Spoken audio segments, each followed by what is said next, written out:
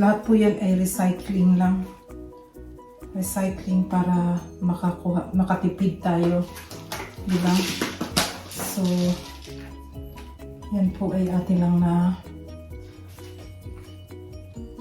ayuda sa ating tapunanan ng basura. Di ba po ang ganda? Kahit pa paano, nakakagawa tayo ng table setting.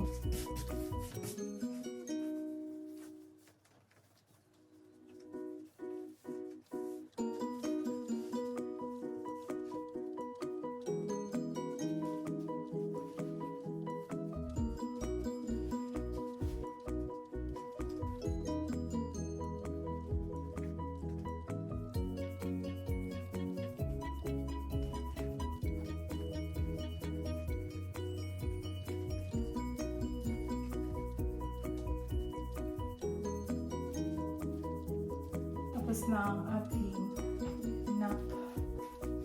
Sige, ito. So yun po, gagawa tayo ng table arrangement sa mga gamit na ating i-recycle lang natin. So yun po ang ating table na.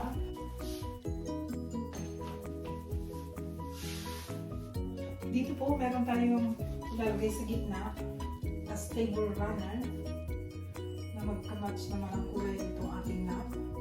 So kasi masyado lang siyang malapad, so atin siyang gugupitin. Kuha lang tayo ng para runner sa ating gitna. So yan po.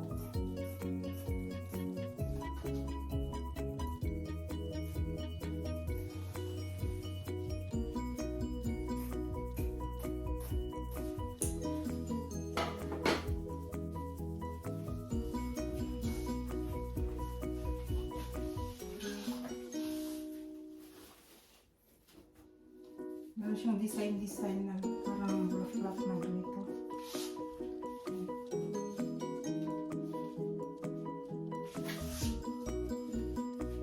Ito po ang ating plates.